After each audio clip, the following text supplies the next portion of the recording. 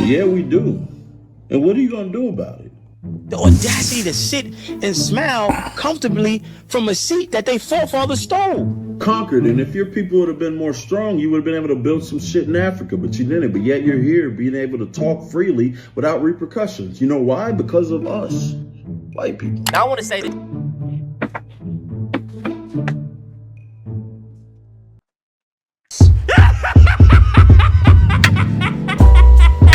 I'm bipping and I'm booted up. No, it don't take nothing for my niggas to get suited like, why he dissing on the grain? That shit is spell like what they do to us. Niggas, my little bitch so bang it what she want the newest. The Uncle Ruckus mentality. Video by Antonio Speaks. My God. So for the past week or so, I have been absolutely binge watching the Boondocks. During my time of doing this, I specifically tried to watch episodes centered around the character Uncle Ruckus. Now, in a rare instance that you've never watched the Boondocks or even heard of the character Uncle Ruckus, hey boy, Uncle Ruckus be tweaking, boy. Ever since I watched that show when I was younger, I was always trying to figure out like what that character was. I never understood it until I got a little bit older, clearly. But I was just like, yo, this here are a few clips that summarize his ideology. I start each day by thanking the white man for the sunrise, for the land I walk on, for the air I breathe. I also apologize, but Lord knows they ain't gonna apologize for themselves. If it's one thing that a colored man is good at, it's cooking a pig. There you have it. That ain't to say a white man couldn't cook a pig better. It's not even funny, bro. Brain just focus on more important things, like running the world and spaceships. That nigga is guilty! Sir, settle down. You have to go deliberate. I don't need to deliberate. Hang that nigga now. I got the rope right here. White man just a joy to be around. It smell like lemon juice and pledge furniture clean. And look at them. They gave us discipline, jobs, put structure in our lives, took us out the jungle. What we do to show all right. We march up lock in. We vote, carry on, in great. Uncle Ruckus hates black people. He takes the term Uncle Tom to an entirely different level. Now, without analyzing Uncle Ruckus and just taking him at face value, he is a hilarious character. My nigga, what do you mean you're a black white supremacist? That don't even make sense. The thing is though, man, once you look into it and prod just a bit deeper, you understand what the problem truly is with Uncle Ruckus. He hates himself. I am not black, nor do I consider myself exactly. Many people mistake me for being Negro because they don't know that I am currently living with the heartbreak of revitiligo. That's a skin. Like, he's complete. Uncle Ruckus is like the definition and the embodiment of somebody who's in complete denial. Like, this dude is clearly black. Like, he's putting white toothpaste right now on his black hand. And he like, nah, I'm white. That's the opposite of what Michael Jackson's got. Every morning I apply this topical ointment made of bleach and sulfur. I like to think it works. You see, before diving into all of the episodes surrounding Uncle Ruckus, I just had pure hatred for him. But once I started to understand his upbringing and the reason he is the way he is, I kind of feel sorry for him. Uncle Ruckus comes from a very, very toxic family. Let's start with his mother. From the episodes I've watched, man, she is extremely kind, caring, loving, but there is one flaw with her, or maybe multiple flaws. She is a goddamn raccoon. I'm the first colored girl you ever met with blonde hair. And I was about to say something about the hair too, bro. Summer sky. Daddy's just upset, baby, because he's lazy and the white man makes him work hard. Mama, who's George Washington Carver? He's the man responsible for more peanut allergy deaths than anyone who ever lived. Boom. Right here. The perfect example in the perfect swag way. Let me go ahead and take that, Antonio. Appreciate you, bro. So basically, right? This is my interpretation of this, right? Because I think a lot of people, especially in the African-American community in America, don't realize is that the pathology that we deal with, a lot of the generational curses that we still deal with coming from our ancestors, from our grandparents, our parents' parents, they pass that down. And so clearly this was the same situation where Uncle Ruckus was part of this family, and his mom clearly has some issues where she probably was treated like that or had someone in her life that she looked up to that was sort of on some cool, on some cool stuff. So basically Uncle Ruckus picked that up as he was growing up, and he just took it to the T. He went like all in. He was like, this is vitiligo. Even though he realizes his mom when he was younger was black as well. So I guess he just assumes that his mom had vitiligo About also. Eli Whitney instead. Whatever He helps invented the cotton Uncle gin. Ruckus sleep He was at night. a great white man, just like you. Now let's move on to his father. Unlike Ruckus's mom, his dad does not yearn white proximity. Instead, Bro, he looks exactly like bro from Django. From he's very Samuel L. Jackson very from Django. I would get beaten for anything. Nigga, did you just break that vase?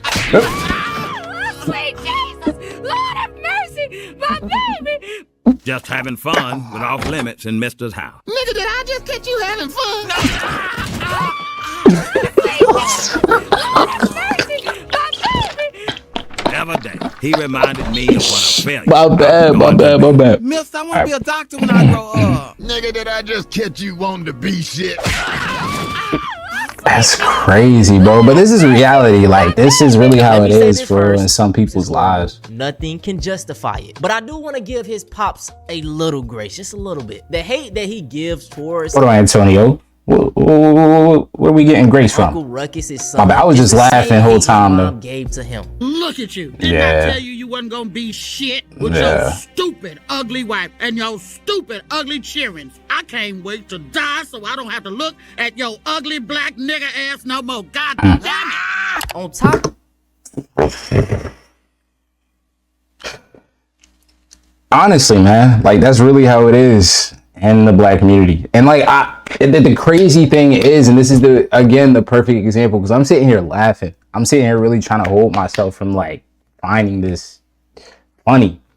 Not the situation itself, but just the way that they're interpreting it based on how Boondocks, you know what I'm saying, displays it. And the way they use comedy to kind of give you this information. That's how I see it. So give me a break. But I just think it's crazy that like a lot of people don't realize that in the future, as things continue to progress, a lot of people that don't realize that they're dealing with pathology or they're dealing with generational curses that are being passed down from their families, and they just think that that's how they are, it's just going to make things worse in the future. And I mean, clearly that's how a lot of people have displayed themselves or maybe handled themselves nowadays, because there's so many people walking around with zero morals. And I feel like that comes from having a family where, you know, somebody within that bloodline chooses to be different, or somebody within that bloodline chooses to do differently. You know what I'm saying? So that there's an opportunity for the children that come after them and the people that come after them to do differently. Now, again, because everybody has free will and they have the opportunity to make whatever decisions they want to make, regardless of what situation you had set before you, whether it was a good situation or a bad situation, you can choose what it is, you know, what it's going to be moving forward. So I'm not necessarily going to sit here and say that, you know, people couldn't or people could, but that's just the reality. That just about every day of Uncle Ruckus's dad's that makes sense. life, he was I hope that makes sense. White people just trying to do his job. He even worked for the police department as a practice dummy.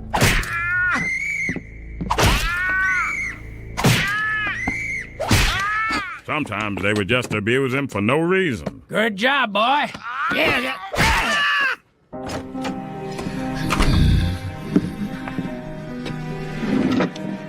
I'm sorry, bro.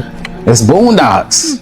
So it seems that his father took all of that anger from his mom and what was going on in his real world life and brought it straight to him. Now, after getting all that information, we can see why Ruckus turned out the way he did. His mom at an early age instilled in him that white was the best way to be, while his father, a black man, abused him his whole childhood. Ruckus had a very sad life, okay? And it made me look at him different now. Yeah. Now, as we know, Boondocks is satire. Every character in the show is exaggerated to higher levels than what they are in real life. But is that really the case for Uncle Ruckus? I'm glad that my black ancestors were enslaved. Slavery was better for black people. Why?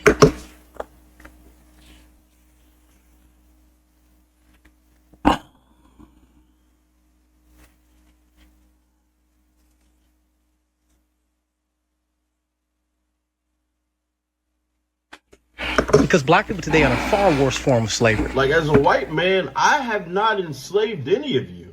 Matter of fact, I wanted... All right, hold up. Slavery was better for black people. Why? Because black people today are in a far worse form of slavery.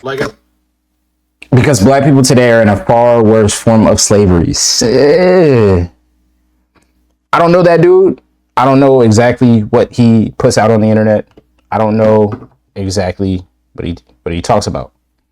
But I will agree with that. I'm not delegitimizing how slavery was back in the day in any way, shape, or form. It was absolutely horrendous what they did to my people. And that's that. But in regards to this situation and what he just said, I do feel like nowadays, and this is I've written about this a lot. This is actually an essay that I need to come out with on my my video essay channel, because I have another channel as well that I'm going to be posting other content. So I may decide to link that channel from this channel. I kind of want all these channels to be separate. And if you find all my different channels, then you find them. Catch all my Pokemon, bro. I don't know. Now I will admit that what he said did kind of have some sense, right? So in terms of him basically saying better for black that slavery back then was better, that's completely false. Like, he's tweaking. But I'll agree with him when he's saying that there's a different form of slavery that we are under today, that people don't really necessarily realize. And I don't even think it's just black people. I think it's like people as a whole. I think it's like, as a white class man, war. I have not enslaved any of you.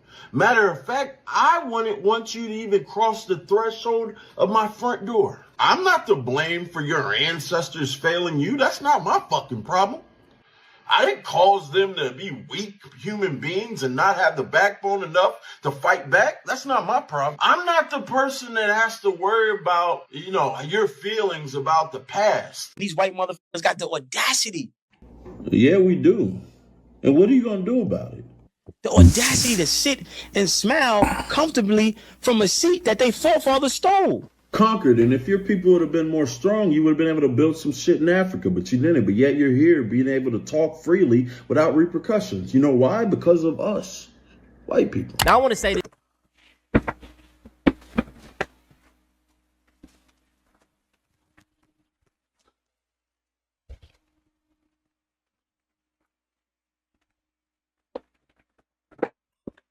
Yo, are you serious?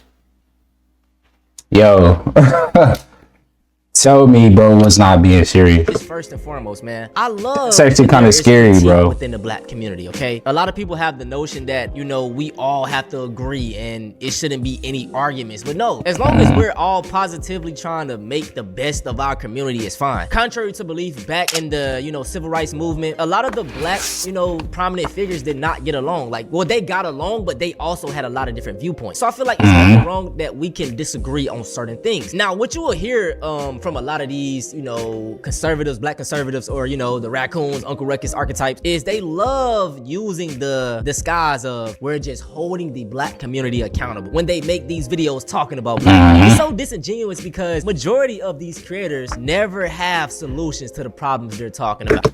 Exactly, it's very disingenuous. It's basically a standpoint that they have based on other people's ideologies or other people's thought process that they find on social media. And so they just regurgitate that exact ideology that they heard, thinking that it's the correct thing to say because it somewhat aligns with the complete wrong idea that they have in their own minds, if that makes sense. It's as if they're just making content for their racist followers to feel good about, justify their racist feelings. I do think in 2026 there will be a decline in these type of creators though, because white folks are just more bold nowadays. If you're a white person and you're racist, be proud to be it. We have seen countless examples of people going viral for saying the N-word, being racist, and ended up raising millions of dollars. Being racist these days sure pays a lot of money. Shiloh Hendricks called a small child the N-word at a playground in Minnesota, and she is now raking in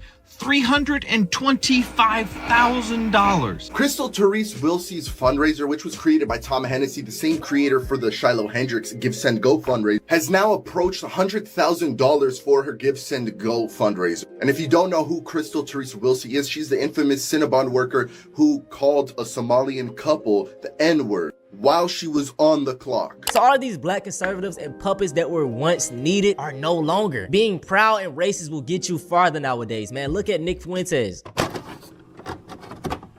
Now, throughout the Boondock Show, Uncle Ruckus gets his Negro wake-up call all the time. You remember when I said how we hate the blacks because of their attitudes? Yeah? Well, I think that's a load of shit. You're just like one of us, Ruckus, but they still hate you. This can't be. It says I'm 102% African with a 2% margin of error. Why, Lord?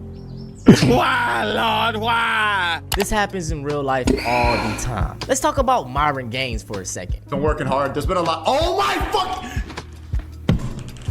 The black fatigue is real. I'm tired of these niggas too, bro. We all are. Right? I don't like this dude. I think it's not really black fatigue. I think it's in fatigue. Yeah, it's just, yeah. Or these dudes. Bro, Jews and blacks are by far the most sensitive. So with the blacks, they threaten to kill you. With the Jews, they threaten to take your bank away. So, but you can't criticize these motherfuckers. So wait, I have to be one of you monkeys to tell you that you're a fucking monkey? Is that how this goes? Like, Now recently, Turning Point USA had an event. If you don't know what Turning Point is, it's basically an organization started by Charlie Kirk. Now Myron is one of the biggest talking points for the right and conservatives, far right people, racism. He's the forefront, a dark-skinned man. Also, I might add, he was crying when Charlie Kirk got killed. So, you know, just kind of remember that. Liberal Democrat who died tragically in a plane crash, and his funeral turned into a huge rallying. Losers don't get fucking assassinated. Great men do. When you die, motherfucker, you're just gonna get killed. When he died, he got assassinated. So shut the fuck up. Some of you bum-ass niggas in the chat talking shit. Damn, get off that nigga dick, bruh! But at this event a couple weeks ago, he was not allowed to get in. Getting rejected at Hellfest.